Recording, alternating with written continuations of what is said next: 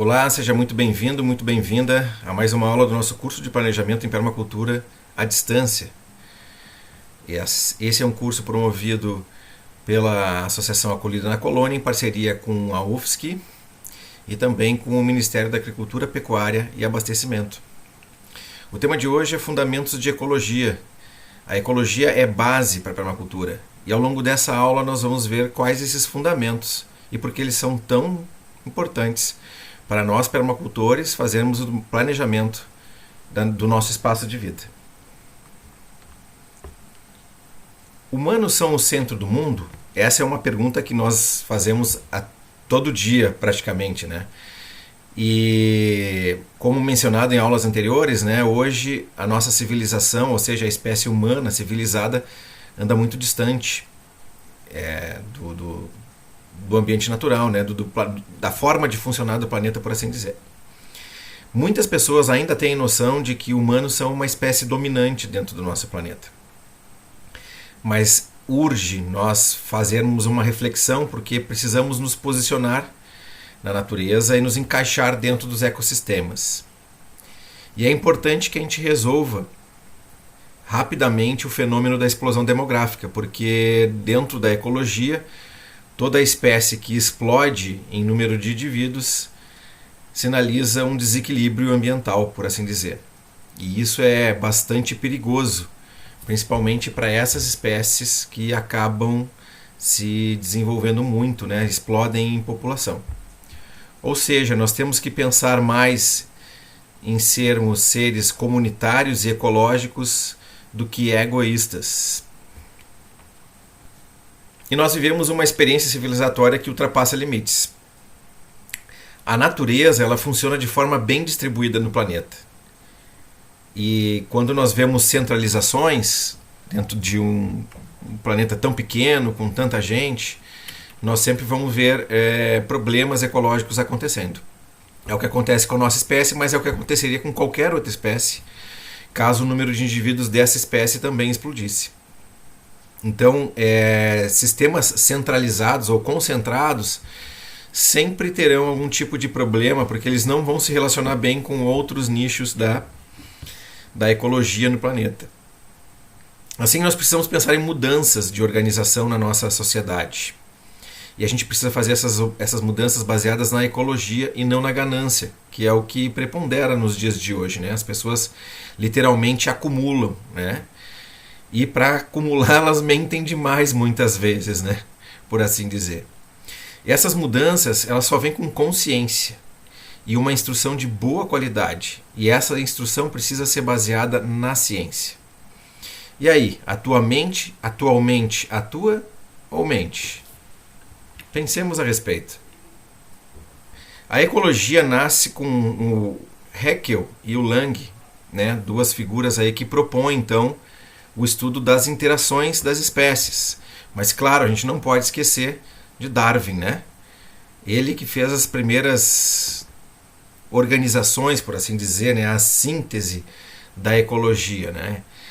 E ele colocou então a ecologia como sendo o estudo da casa e a economia, a organização da casa, né? Então a gente precisa sempre pensar em como a casa se organiza a partir do seu estudo.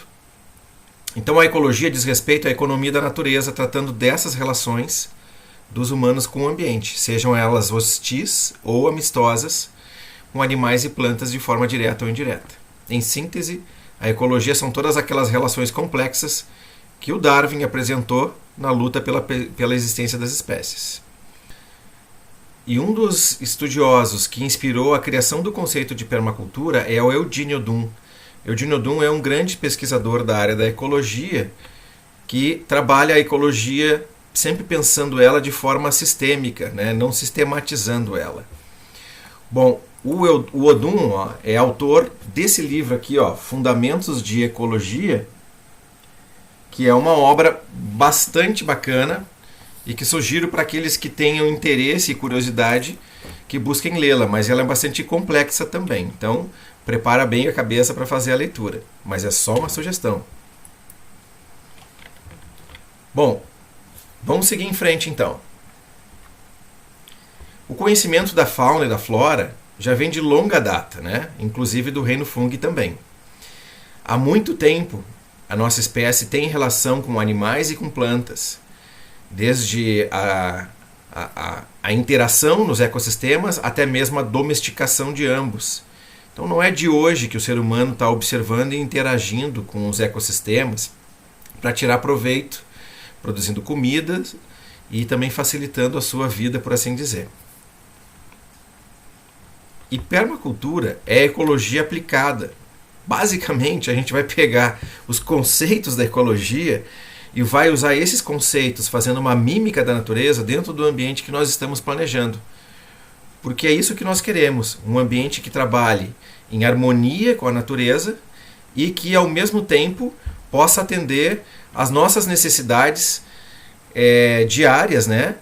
Provendo para nós, então, uma forma permanente de estar em um determinado ecossistema. Bom, vamos dar uma olhadinha, então, como é que a gente pode fazer para observar esse ecossistema. Nós temos que prestar atenção, então, em fatores como o relevo, os solos, fatores físicos como a temperatura, a insolação, os ventos, os fatores químicos como, por exemplo, o pH dos solos, né? Na agricultura, muitos de nós sempre estamos preocupados em manter um solo com um pH adequado às nossas culturas, mas também a gente está preocupado com os nutrientes, né? Com a fertilidade desses solos. Também precisamos pensar em fatores biológicos, né, como a abundância, a riqueza de espécies, a dominância e diversidade e a interação entre elas, bem como a sua distribuição espacial, porque é essa distribuição que vai definir que tipo de manejo a gente vai estabelecer no espaço que nós estamos planejando. Bom, nós precisamos então nesse momento botar para fora, né, ou melhor, incorporar o princípio de planejamento número 1, que é o observe e interaja. Quanto mais nós interagirmos com o ecossistema que nos abriga, melhor vai ser a nossa relação com ele e mais eficiente vai ser o sistema que nós vamos planejar a partir dessa concepção de ler a natureza. E se nós prestarmos atenção em todos esses fatores que nós vamos observar, a gente consegue ver que eles são pura energia, por toda parte. Então, todo o sistema que a permacultura planeja, ele tem como objetivo armazenar energia e tornar essa energia armazenada permanentemente disponível para ser usada na medida em que a gente for demandando o uso da energia. Bom, os ecossistemas da natureza, então, eles estão submetidos basicamente à incidência da luz do Sol, né, que eu sempre costumo dizer, nós somos filhos do Sol e da Terra. Né? O Sol é nosso pai e a Terra é nossa mãe. Então essa incidência de luz solar ela vai entrar através de gradientes verticais e horizontais dentro dos ecossistemas.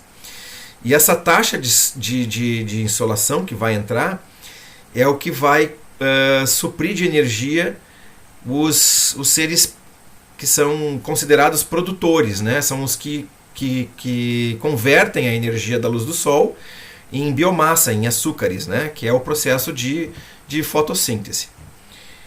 Essa luz ela leva a energia então que vem radiante do Sol e produz também gradientes de temperatura dentro dos ecossistemas. E vejam bem, sempre nuances e diferentes gradientes em diferentes estratos da floresta, assim por assim dizer. E esses gradientes, ou a forma de entrar diferente, tanto horizontal quanto verticalmente, dentro de um sistema natural, vai ocasionar diferentes gradientes de umidade. Então a gente consegue ver que as florestas elas trazem sempre uma forma de captar e armazenar energia muito intensa. Né? É um processo, as florestas também se desenvolvem muito lentamente, então nós temos também o princípio de uso de soluções pequenas e lentas, né? Mas é um sistema bastante eficaz, né, ao longo do tempo e, claro, bastante diverso e óbvio, né, com todas essas entradas, né, de luz, enfim, e todos os outros elementos naturais que vão estar presentes nos ambientes naturais, nos ecossistemas, a gente tem também inúmeros efeitos de borda, tornando cada vez mais eficiente o processo. E para poder discutir um pouco sobre toda essa energia, a gente vai ter que falar um pouquinho sobre leis da termodinâmica. Duas, tá? Vou fazer rapidinho uma explicação aqui. A primeira lei diz que há sempre uma conservação da energia, ou seja, mesmo que uma determinada energia esteja sendo transformada em outra, ela não vai poder ser criada nem destruída, ela vai poder ser somente transformada de uma forma para outra. E a segunda lei coloca então que nessa transformação a energia maior vai sempre se transformando em uma energia menor, assim por diante. Vamos pegar, por exemplo, essa imagem aqui do lado. Nós temos uma floresta. Essa floresta está cheia de energia estocada, biomassa, fruto da fotossíntese dessas árvores. Claro, a imagem não é das melhores porque ela está mostrando fogo, mas se nós pararmos para pensar, tem um exemplo para a gente interpretar aqui, né? Então entra aqui o observe e interaja como princípio. Essa biomassa, que é a energia estocada, ela está sendo transformada em calor, que vai se perder porque eu vou ter trocas de temperatura com o ambiente. Parte do que é queimado, a parte orgânica, vai ser mandada para a atmosfera, que é o carbono, e outra parte vai se resumir em cinzas, que são os minerais que vão ficar em cima do solo. Então, na verdade, eu tenho a transformação de uma energia que era biomassa estocada em 3 energias diferentes, por assim dizer, mas elas não se perdem, elas estão indo para o ambiente, né, como um todo, em outra forma. Essa é a primeira lei. E a segunda lei, a gente vai dar uma olhadinha aqui, pensando na cadeia de alimentação das espécies que vivem no planeta. Vamos dar uma olhada nesse desenho aqui. Nesse eixo aqui, ó, a gente olha a quantidade de energia que tem disponível, e nesse outro eixo aqui, ó, as diferentes espécies que fazem parte então dos ecossistemas da Terra. Olhemos então as espécies vegetais. A espécie vegetal é aquela que pega a luz do sol e transforma, né, ela em biomassa, os açúcares, né, por assim dizer, através da fotossíntese. Então elas assimilam um total de energia muito grande. E esse total de energia ela tem uma determinada perda, ela não é totalmente eficiente, né? E disso então resulta o total disponível para os herbívoros, que seriam então os consumidores primários, né, dessa biomassa, enfim, né, dessa energia que foi convertida do sol em vegetais. Desse total disponível para os herbívoros, esses herbívoros ainda têm uma eficiência menor, por assim dizer, na conversão da energia. Então eles perdem mais energia para as fezes e ainda fica um total assimilado pelos herbívoros que vão ser consumidos pelos consumidores secundários. Então esse total de energia aqui, ó, pensando agora nos carnívoros que vão consumir esses herbívoros, eles também têm uma perda por respiração. Então isso aqui é o que fica disponível para os carnívoros. E os carnívoros, por sua vez, também têm perdas por fezes. Ou seja, eles não são tão eficientes. Então dentro disso a gente vai sempre perdendo energia na medida em que as cadeias vão se alongando, até chegar nos decompositores que vão processar o resto no final. Então, olhando bem como é que funciona isso, a gente tem um grande acúmulo de energia nos produtores, depois vai baixando a energia nos consumidores primários, baixando mais ainda nos consumidores secundários, e assim a gente vai seguindo por diante. A gente consegue ver com isso 3 princípios de planejamento. O pratique a autorregulação e aceite retornos, porque a gente tem um equilíbrio das energias que vão sendo ao longo dos processos de alimentação de cada espécie.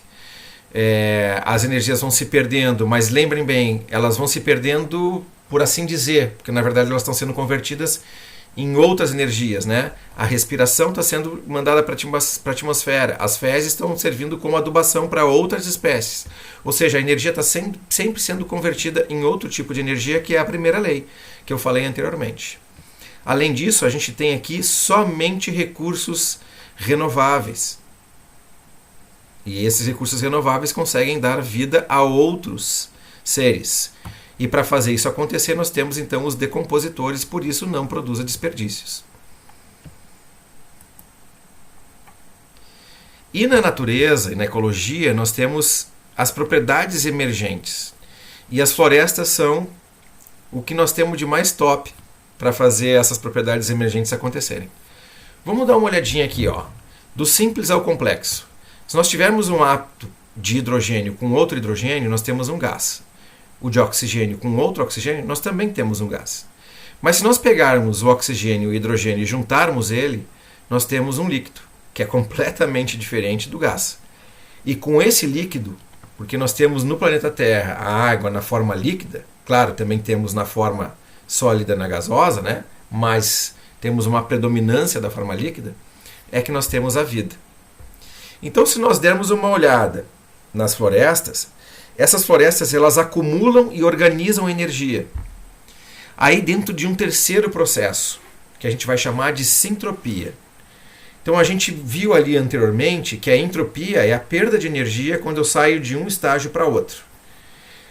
Só que predomina a energia dos vegetais, ou seja, dos produtores. E quando a gente olha para uma floresta e pensa nos vegetais principalmente, a gente está colocando eles sempre acumulando energia, porque eles têm que prover o sustento de todas as outras espécies que vivem nesse ecossistema, incluindo as espécies animais.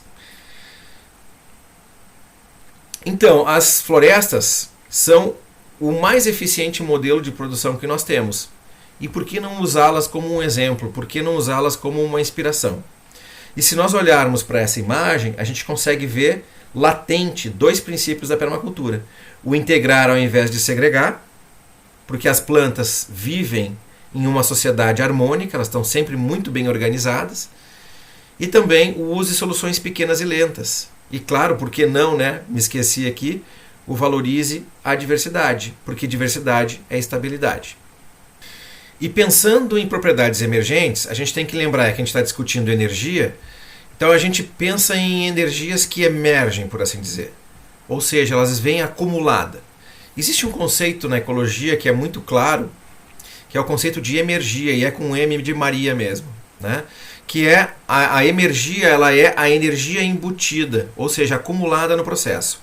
Aquela floresta da imagem anterior, ela tem uma energia acumulada de tudo que ela converteu da luz do sol através da fotossíntese e vai disponibilizar para os demais nichos que vêm depois, né? Os animais, os consumidores secundários, os primários e os secundários, por assim dizer, né?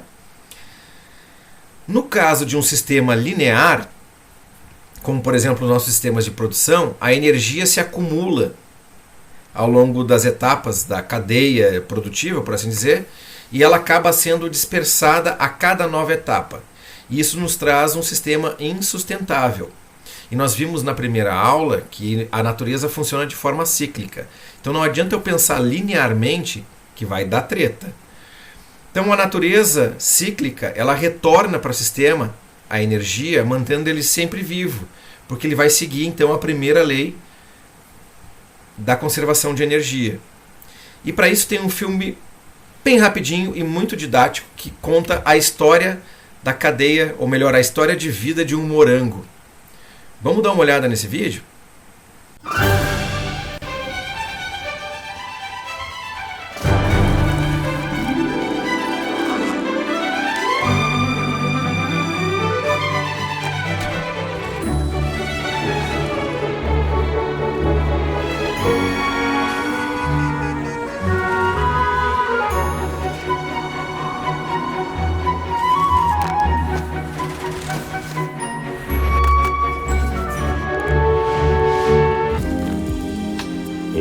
Sweet baby, I'll travel the world for you.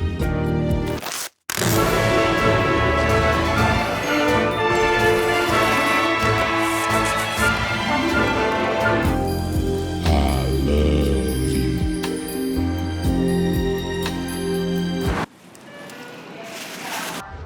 Can we get strawberries? No, honey.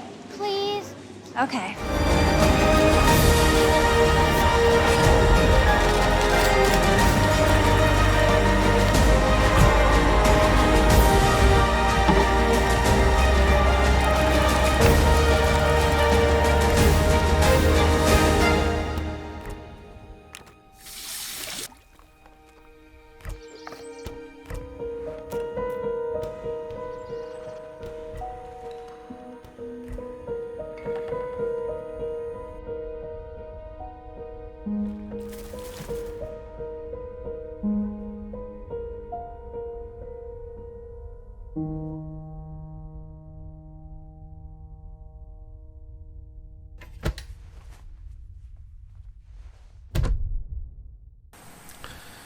Então, esse vídeo nos traz um recado muito claro, né? Se a gente pensar linearmente, a coisa não vai funcionar. E vai ter muito desperdício no caminho. Né? É o que traz o recado ali no final do filme, dizendo que 40% dos alimentos são desperdiçados. E a gente sabe disso, né? Não há nenhuma novidade. Então a gente tem que mudar a lógica. Então esse é o conceito de emergia. É a energia que está acumulada ao longo de um processo. Então a gente tem que pensar em processos que são cíclicos e não lineares, porque do contrário a gente vai ver exatamente o que o vídeo está nos mostrando. Um tempo atrás me contaram que a internet já existe há mais de 200 mil anos. Eu achei estranho e fiquei me perguntando, será que isso não é notícia falsa? Vamos dar uma olhadinha em outro vídeo?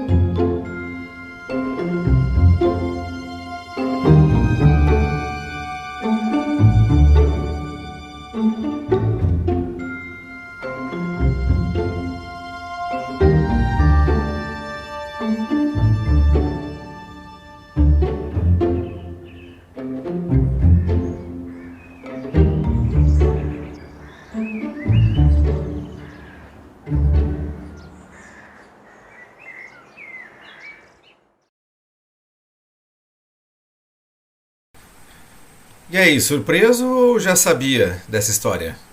Bacana, né? A gente não entende a linguagem das árvores, mas elas se comunicam. E cada vez mais que a gente interage com a floresta, mais a gente consegue entender elas. Então, perde um tempinho, dá um rolê no mato, vai conversar com as amigas árvores, porque elas têm uma história bem bacana para lhe contar. E com certeza tem muito mais de aula de ecologia lá dentro. Bom, vegetais e ecossistemas nós temos pelo mundo inteiro. São os biomas. E esses biomas, eles são estruturados sempre da mesma forma, por assim dizer. A organização que nós temos então como planeta, nós temos a biosfera. Depois da biosfera, nós temos então os biomas, que são essas manchinhas aqui, ó, que a gente consegue ver nos continentes. Alguns são florestas, outros são desertos, mas são todos biomas. Todos têm a sua própria diversidade de espécies, determinadas espécies, umas de um tipo ou de outro tipo. E esses biomas contêm ecossistemas. E esses ecossistemas contêm comunidades. E essas comunidades são constituídas de uma população de determinada espécie ou de outra espécie. E claro, aí nós temos o indivíduo dessa espécie, que seria a menor parte, por assim dizer. Bom, aqui a gente consegue ver bem que esses biomas, eles são na verdade uma manifestação de como o clima se dá no planeta. Tem lugares onde a gente tem um alinhamento para a formação de desertos, tanto no hemisfério norte quanto no hemisfério sul, mas também temos aquelas bordas, né? Olha o efeito de borda aí, né? Tá aí o nosso princípio, formando as florestas próximos ao oceano, onde eu tenho mais umidade, assim por diante. E naqueles pontos onde eu estou mais distante do oceano, áreas mais secas, por assim dizer, né? Mas vamos dar uma olhadinha bem como esses biomas fazem a autorregulação do planeta. E aí a gente vai dar uma baixada na escala e vamos dar uma olhada no Brasil aqui. Dentro do Brasil, nós temos 6 biomas caracterizados, né? Estão aí eles no mapinha: Amazônia, Cerrado, Caatinga, Floresta Atlântica, Pantanal e Pampa. Vamos dar uma olhadinha no regime de chuvas deles. Na Amazônia, a gente tem cerca de 3.000 milímetros de chuva que chovem em 12 meses. Isso significa que para cada metro quadrado chove 3.000 litros de água em um ano. Já na Caatinga, a quantidade de água é 6 vezes menor. É claro, né, eu vou ter um ambiente mais seco. E eu vou ficar 9 meses praticamente sem chuva. E as chuvas vão se dar pelo menos em apenas 3 meses. Já no Cerrado, nós temos 1.500 milímetros de chuva média, só que passa 6 meses sem chover e 6 meses chovendo. Não que chova todo dia, mas é num período de 6 meses.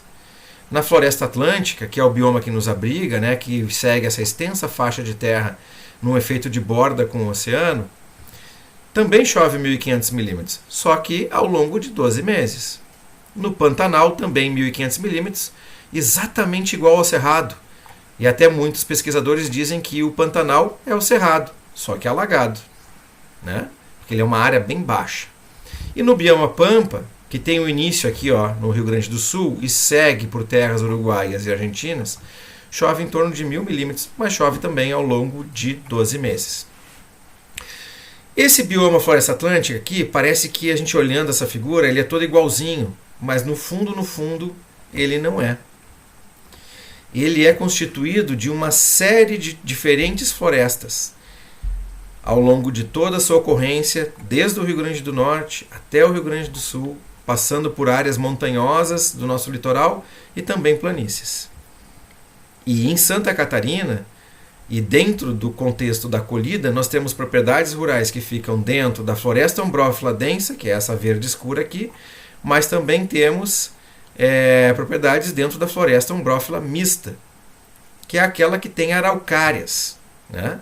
Então eu tenho a incidência, por exemplo, de palmeira jussara aqui ao longo do litoral. Essa palmeira jussara vai sumindo à medida que eu vou subindo na altitude, né?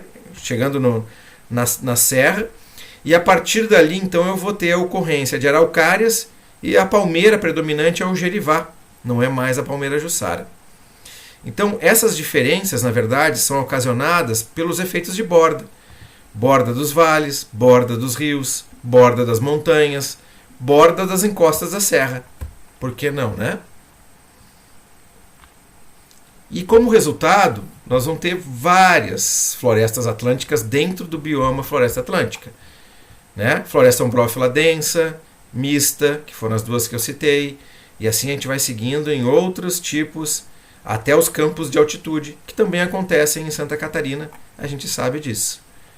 Então, para cada um desses contextos, diferentes estratégias precisarão ser pensadas, porque uma diferente ecologia acontece. E é essa ecologia que nós temos que nos deter e prestar atenção no dia a dia para ver como é que ela funciona, para tentar copiar os passos dela dentro dos nossos sistemas produtivos e, por que não, até para o atendimento dentro do agroturismo.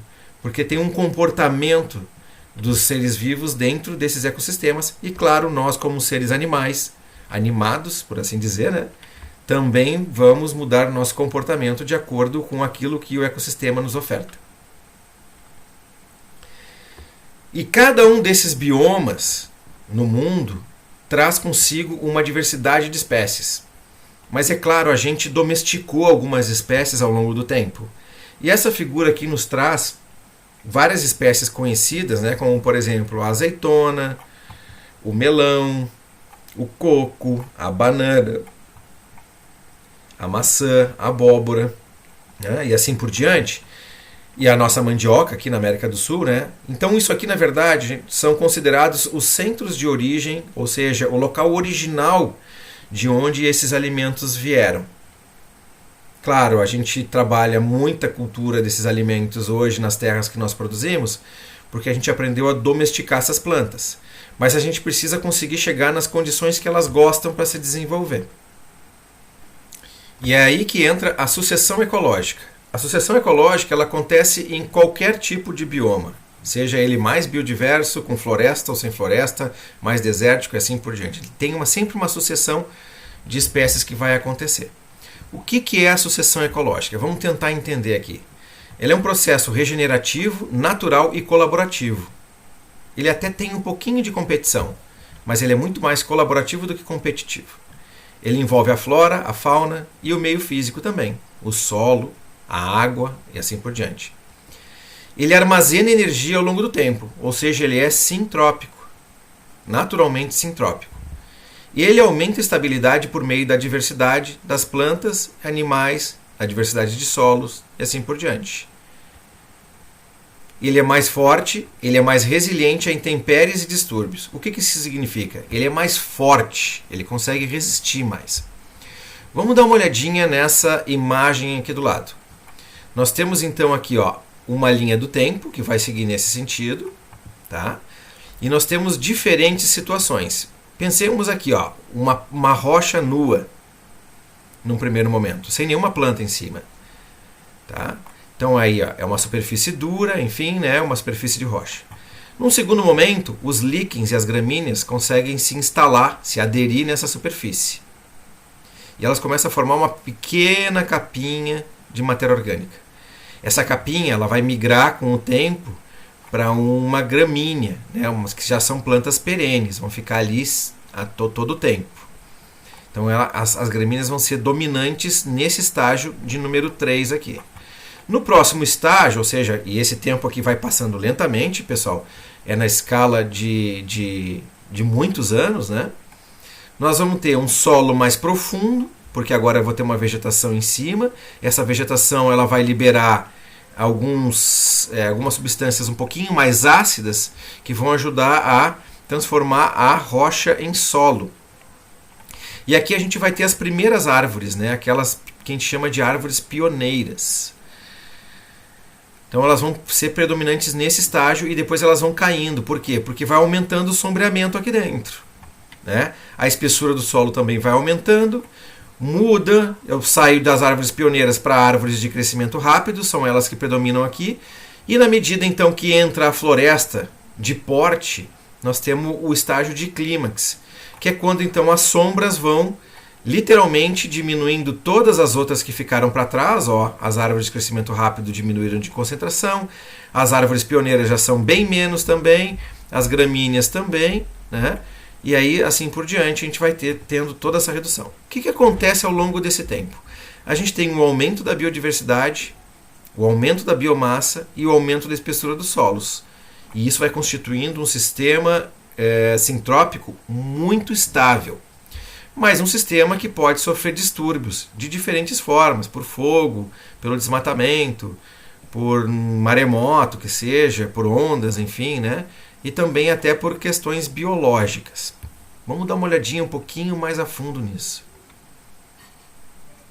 Por exemplo, quando uma árvore cai no meio da floresta, ela abre uma clareira. Essa clareira, se nós voltarmos na linha de sucessão anterior, imagine que caiu uma árvore nesse contexto aqui.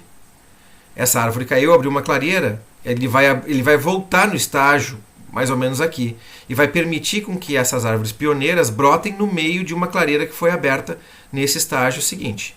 O que é isso, além de não mais que um processo de cicatrização natural, né? Então, essa queda natural ela é um distúrbio, mas ela fornece condições para ampliar a diversidade biológica, porque ela vai colocar espécies de um estágio anterior da sucessão dentro de um estágio avançado.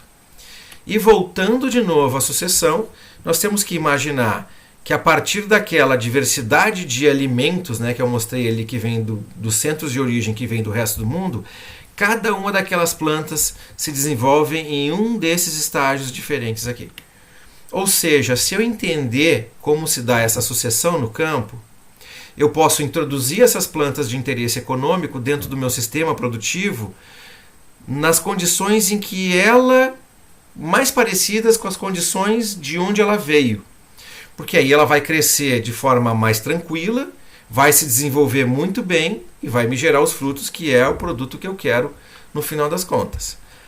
Então, muitas vezes, os sistemas de produção do tipo agrofloresta, eles forçam esse distúrbio aqui. A gente deixa crescer a biomassa e muitas vezes abaixa essa biomassa para que essa biomassa incorpore, por exemplo, matéria orgânica no campo e que possa abrir também clareiras no sistema florestal para que a luz do sol adentre, formando diferentes efeitos de borda. Ou seja, a gente tem que ser também criativo dentro desse processo e pensar em mudar, talvez baixar uma determinada espécie em um sistema que foi criado pela gente seja benéfico, porque a gente vai aumentar a biodiversidade dele. E claro, no momento que a gente joga isso para o chão, a gente disponibiliza isso para os decompositores, que vão transformar isso em energia estocada, que vão ser os solos. E tudo isso vai estar se regulando a partir da nossa interferência. E, óbvio, armazenando energia dentro de um sistema também sintrópico. Outros tipos de perturbação também acontecem, né? Então, é central na ecologia que muitas vezes o fogo, por exemplo, no bioma cerrado, ele é natural. A erosão também vai ser um processo permanentemente. Se o solo estiver descoberto, a erosão vai ser muito intensa. Mas se estiver coberto, vai ser mais brando. Por isso que na agroecologia e na permacultura a gente trabalha sempre com o solo coberto com algum tipo de vegetação, seja ela viva ou cobertura morta. E isso vocês vão ver mais detalhadamente a seguir, mais na frente do curso em ecologia cultivada. A gente pode também ter destruição por ventos e por eventos biogênicos. Esse distúrbio, essa perturbação, ela vai reorganizar os ecossistemas.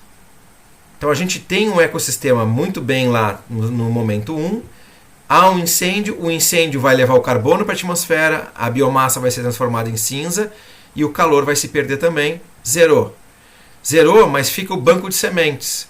E os animais que passavam também por esse local onde pegou fogo, como pássaros e morcegos, por exemplo, vão disseminar sementes no processo, reconstituindo ou cicatrizando o sistema, de forma a ele se desenvolver de novo ao chegar ao que era lá no estágio inicial. E aqui a gente consegue ver muito bem que é importante, então, ter diversidade no sistema para poder ter um bom coquetel de sementes. A gente consegue ver também que a natureza é criativa e reage às mudanças. E lembrando, a gente usa sempre na permacultura a natureza como inspiração.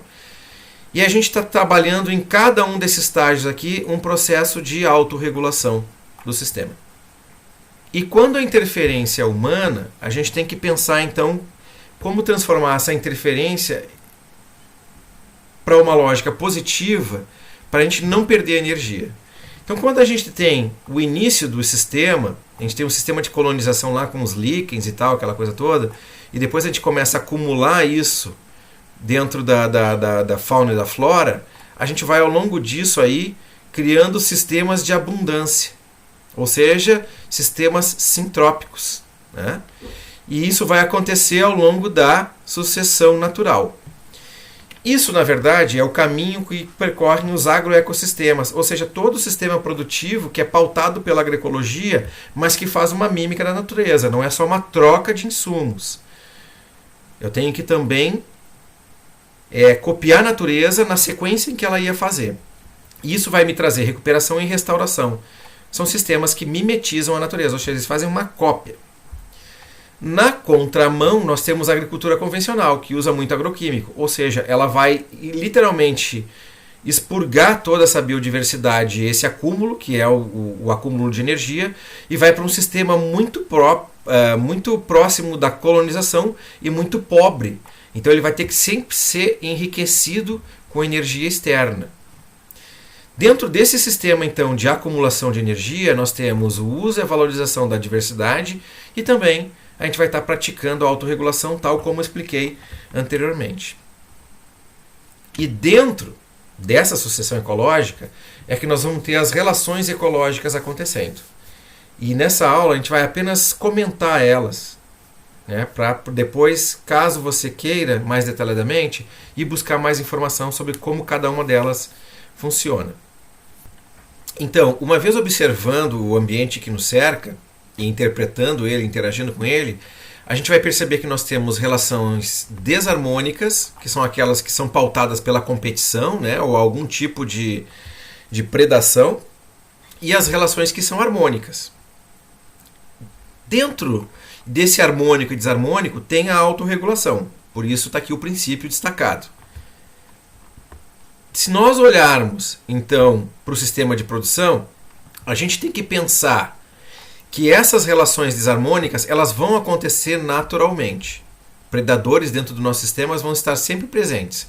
E a gente tem que deixar eles acontecer, porque eles têm uma função ecológica dentro de cada ecossistema. Ele me traz prejuízo, sei lá, eu tenho o cachorrinho do mato que mata minhas galinhas, eu tenho que exterminar o cachorrinho do mato? Será? Será que ele não cumpre uma função de dispersão de semente muito importante para manter a floresta de pé e com isso manter a água sempre com boa qualidade? É isso que a gente tem que começar a pensar. E nós temos também aquelas relações que são harmônicas. E essas sim, agora a gente tem que trabalhar elas, estimular a ocorrência delas. Então visualizar na natureza, ou mesmo nas espécies que nós introduzimos, como elas podem viver juntas em um processo de simbiose. O termo é esse mesmo. O sim quer dizer viver junto, né? Biologicamente. Vamos dar uma olhadinha em alguns exemplos aqui dentro da colhida, né? Essa aqui é a propriedade do Sebastião e da Rosângela, onde eles trabalham uma borda de mato, onde tem um caminho, um acesso deles, com um plantio consorciado entre palmeira jussara e banana. A gente sabe que naturalmente a palmeira jussara na floresta atlântica é uma espécie de clímax, ou seja, ela vem naquele estágio da sucessão mais avançado, ou seja, ela gosta de sombra, de umidade e de pouca luz. Se eu for plantar uma palmeira jussara a pleno sol, ela não vai dar certo. Aliás, é muito difícil dela dar certo. Então, o que a Rosângela e o Sebastião pensaram aqui? Eles fizeram uma sombra artificial, por assim dizer, né? Claro, com um elemento natural que é a bananeira, mas criaram as condições para a palmeira jussara vir embaixo. E com isso eles têm um policultivo de banana consorciado com palmeira jussara, que comercialmente também é bastante interessante, porque eu vou produzir banana e açaí, que vende muito bem no mercado. E aí eu consigo ver aqui 3 princípios muito latentes. O use e valorize a diversidade, porque eles não têm só essas 2 espécies aqui, eu estou descrevendo elas com foco na imagem, mas tem outras aqui, porque isso é um sistema agroflorestal. Mas na borda, eles trabalharam muito a valorização do efeito de borda, que é o outro princípio que está aqui, né? Lembrando, a bananeira na borda de um mato, ela vai ser protegida do frio da geada e ao mesmo tempo ela recebe a incidência da luz solar que ela precisa para desenvolver a biomassa dela e produzir os cachos. E claro, nesse sistema todo aqui eu tenho muita captação de energia, porque eu estou trabalhando num sistema sintrópico. Vamos dar uma olhadinha em outro exemplo aqui, lá no sítio Flor Bela, em Florianópolis. Num canteiro coberto com cobertura morta, que é a palhada, nós temos pelo menos 1, 2, 3, 4 espécies diferentes plantadas. Todas elas em consórcio, ou seja, todas elas dividindo um espaço. Mas elas não estão competindo, elas estão, na verdade, se colaborando. Aqui dentro a gente começa a ver que existe um padrão arranjado, que a gente vai ver mais tarde. Então, esse padrão natural de acomodação, que a gente chama de tecelado, ele segue, então, o princípio de planejar a partir dos padrões para os detalhes. O detalhe seria cada uma das espécies, e o padrão é o padrão de arranjo entre elas. A gente também está integrando ao invés de segregar, né? Eu tenho várias espécies aqui. E, claro, valorizando a diversidade. Então, a gente tem exemplos em muitas propriedades de sistemas como esse. E aí, é claro, os líquens estão aí para mostrar para nós o início da sucessão, que vai depois dar origem a uma floresta, é claro que depois de muitos anos, né?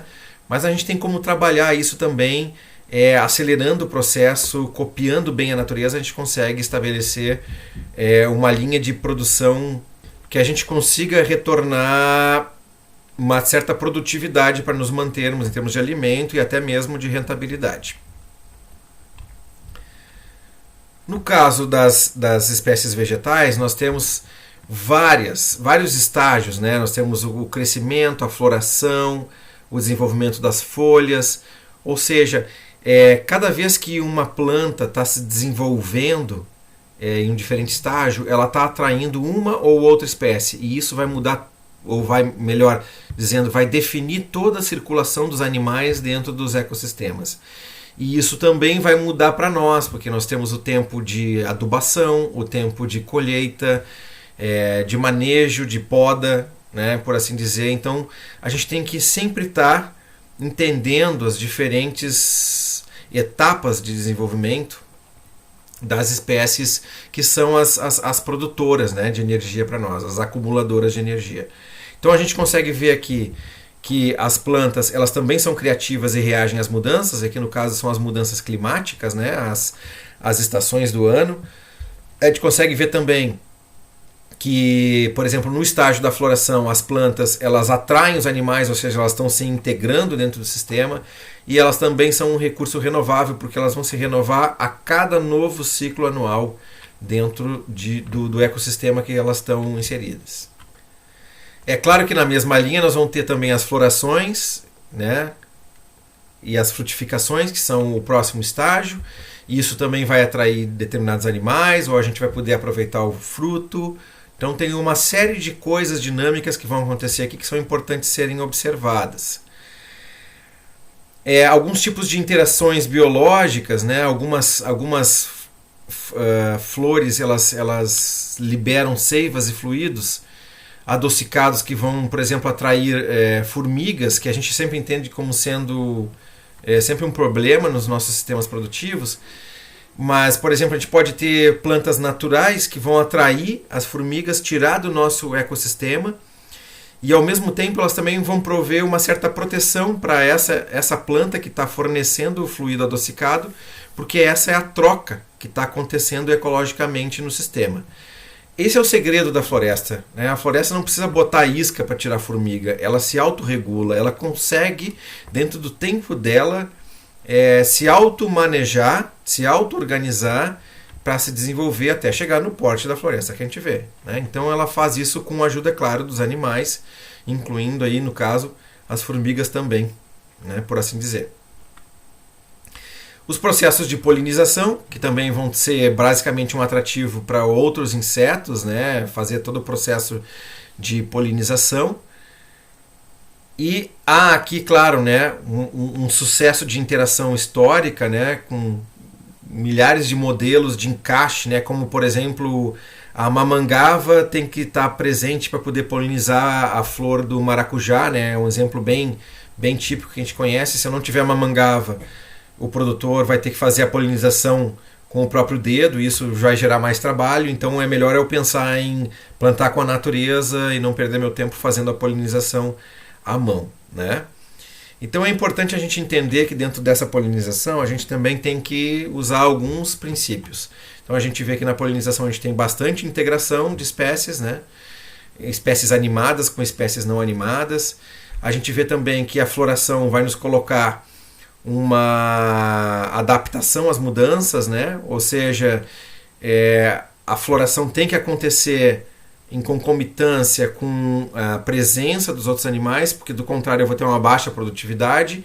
Então é importante que a gente pense, por exemplo, em ter caixas de abelhas melipônias, né, sem ferrão, próximas dos nossos sistemas de cultivo, e claro, em alguns sistemas de cultivo, um pouco mais distante da casa, também é indicado caixas de abelha africanizadas, né, então, que podem também auxiliar na polinização e, claro, na produção de mel. E claro, as melipônias também, desde que bem manejadas, né?